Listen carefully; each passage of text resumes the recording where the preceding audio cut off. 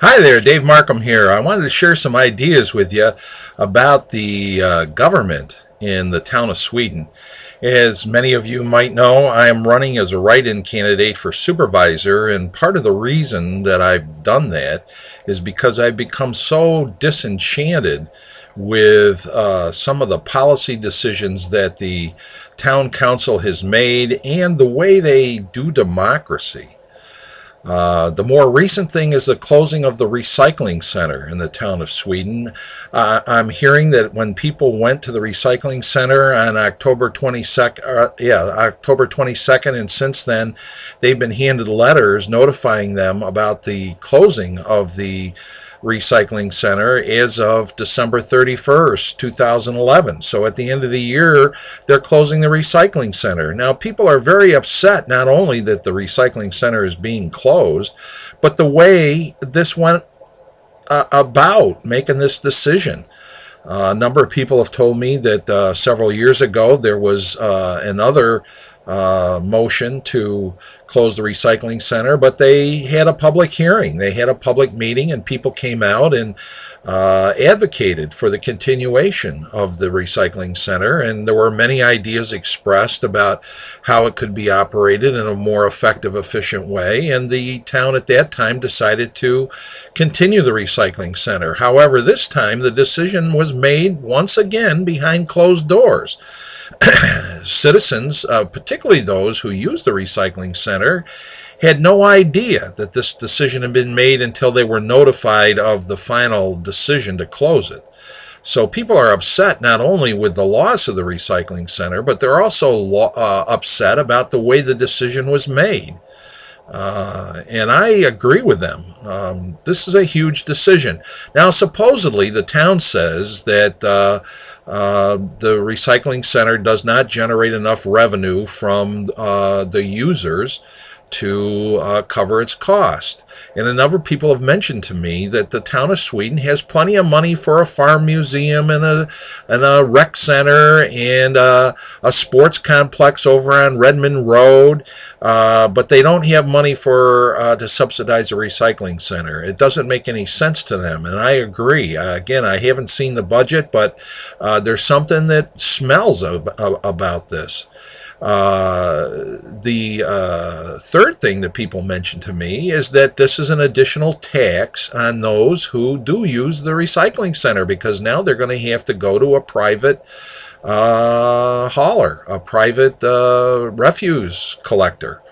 And I'm told that that cost about $90 a quarter, which would be $360 a year for those people who are contracting with Waste Management, Suburban Disposal, or one of the other, authorized refuse haulers in the town of Sweden. So while the town of Sweden says they want to keep taxes down, apparently they don't care about privatizing a very essential service, which amounts to a significant cost to those citizens who have been environmentally conscientious and use the recycling center. Now, there's a whole pattern of behavior here. When the town of Sweden changed its ambulance contracts from the Brockport Volunteer Ambulance Corps to Monroe Ambulance, there was a public hearing on December 28th. Over 30 people publicly spoke for the town keeping the contracts with the Brockport Volunteer Ambulance Corps. And under the pressure of the TV lights, because there was a few TV stations there, they finally agreed to delay the final decision a couple of months so that there could be further study. But then 3 days later, in a sneak attack, on a holiday, on New Year's Eve, on a Friday morning, they had a special meeting and rescinded their resolution that they had passed to table the motion to change the contracts on a Tuesday, and on Friday, they voted to give them to Monroe Ambulance. Now, those are contracts which the town of Sweden cost them no money. The Brockport Volunteer Ambulance Corps was totally run with insurance reimbursement for the emergency medical services that they were providing.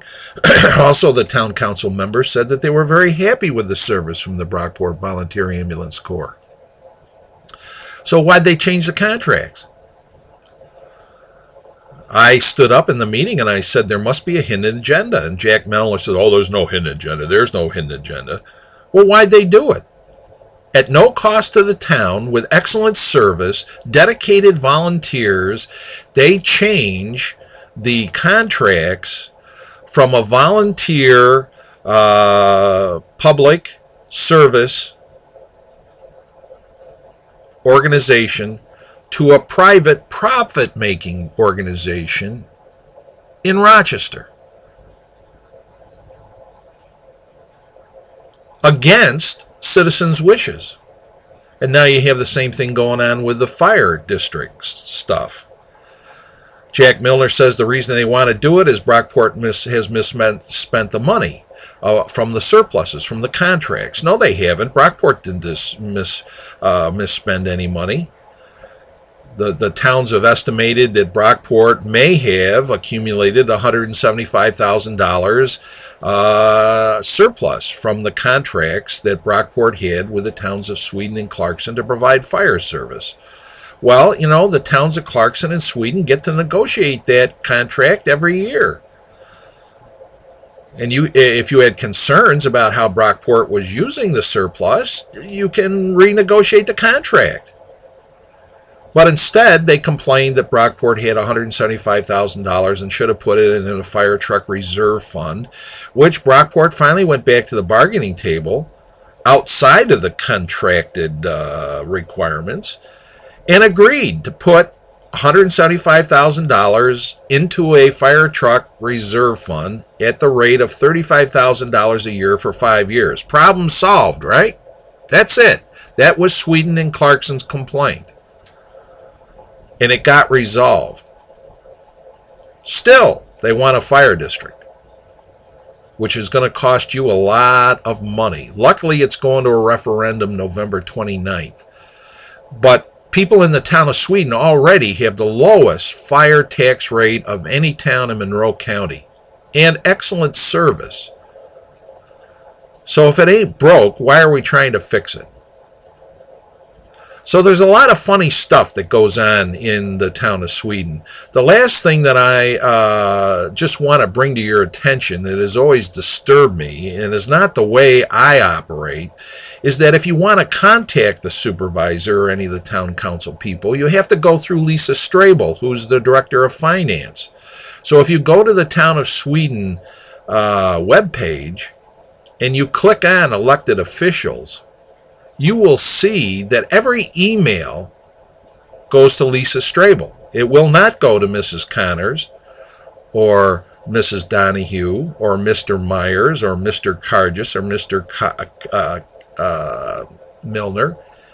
It goes to Lisa Strabel. Also, the phone calls go to Lisa Strabel. Now, these are your elected officials. Why should they be filtered through an employee? Well, what I've been told is she also is an operative for the Monroe County Republican Sweden Committee. And Ken Moore, or whoever at the county, apparently wants to keep very tight reins on your local officials. Well, you know, I'm not running for either party. I'm not running as a Republican. I'm not running as a Democrat. I'm not running as an independent or a conservative or a green or working family. I'm working as your candidate, and I will work for you, not the machine. I take it very seriously. I would view the citizens of Brockport, Sweden, as my constituents who have elected me to office, and I will be working for your best interest, not the best interest of the landlords or the corporations or the Monroe County machine. I want to do politics a new way in Sweden. And so I'm asking for your vote on November 8th, 2011. If you have questions, call me directly, 585-637-0040. Or you can email me at davidgmarkham@gmail.com, davidgmarkham@gmail.com, and I'll put that information right below the video here. I do want to know what you think and what ideas you have. And working together, we can improve the quality of life in Sweden, Brockport, and also find a better, more satisfying way to do democracy.